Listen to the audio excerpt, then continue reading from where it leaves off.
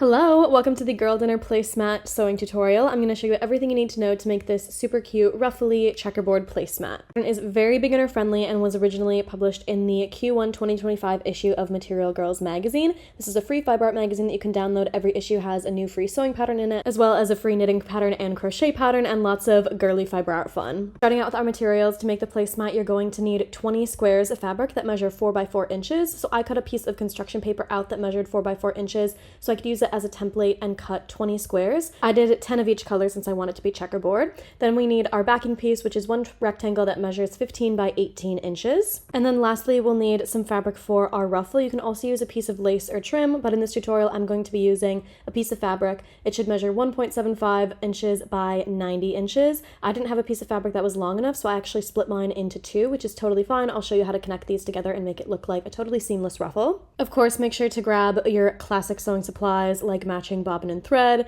scissors. The first step is to arrange the squares in a grid that's 4 squares by 5 squares, and we're going to sew all of those together to create the patchwork. Use a 1/4 inch seam allowance here. It's important that that stays consistent. I started by doing all of my strips horizontally and then going to press open these seams as we go. So basically, when we put the placemat together, we don't want these pieces of fabric kind of sticking out in between it, so we just want to use an iron to make it lay flat. So just push those 2 pieces of seam allowance down and use the iron to make them lay flat. Now that you've done all of those horizontally, it's time to attach everything vertically. When laying these strips together, make sure that your fabric is matching up the way that you want it to with the checkerboard pattern, and then that all of these seams are lined up. So I'm using pins to make sure that the seams are exactly lined up so that I have straight lines when I open up the entire checkerboard pattern. Then just going back to the sewing machine, and again with a 1/4 inch seam allowance, making all of those go together, and then to the iron, of course, to open up these seams and make sure that they lay flat. When you're all done, the wrong side of your placemat should look something like this, showing the checkerboard pattern and with all of your seams laying flat so that when we add the backing on, there isn't anything sticking out. This is what the front is looking like, so beautiful checkerboard pattern, and now we're going to head into adding the ruffle. We want to hide the raw edges of this ruffle here, so I'm just folding the end of each ruffle in slightly, wrong sides together, and going to put a pin in there so I can sew that down. If, like me, you are using 2 pieces of fabric to make sure that your piece is long enough, place those together, good sides together, and put a pin to sew those together as well. These raw edges will be covered later. Basic stitches to get all of those things together. Now please ignore the incredibly burnt ironing board that I'm using here,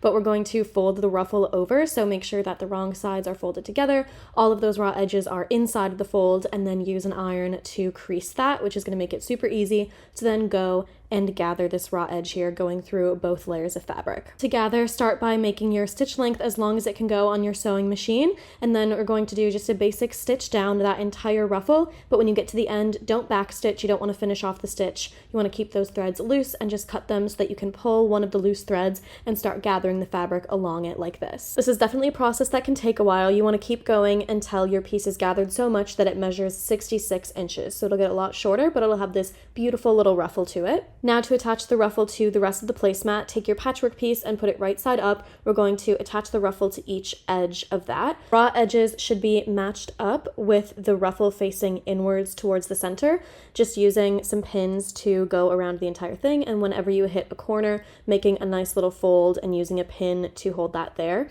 This is going to pull out and look really nice, but for now just make sure that raw edges are matched up as you go around the corner. At the end, overlap the ends of the ruffle. Because we've already sewed down each of the ends, this is going to make a nice finished edge there, and you won't have to worry about connecting those pieces together or hiding any raw edges as we go. Place the backing piece of fabric a good side down on top of all of that and grab some more pins to get it in place so it should be ruffled, sandwiched in between both pieces of the placemat, good sides together, and we're going to sew around the entire thing. Just leave a few inches of a hole left at one side. We can then use that hole to pull the entire placemat right side out. Again, this is a bit of a process, but pulling on the ruffles is really helpful to make sure that you have all of the sides and the corners completely pulled out. The last step is to close up that hole, so tuck the ruffle inside of it and then fold the edges of each piece of fabric inside around it so that you kind of recreate that sandwich there, and you can top stitch around the entire outside of the placemat to make that closed and also just lay the ruffle in place and make sure it's going to be sandwiched there permanently. So that's just a basic stitch as close to this edge and kind of ditch between the patchwork and the ruffle as you can get,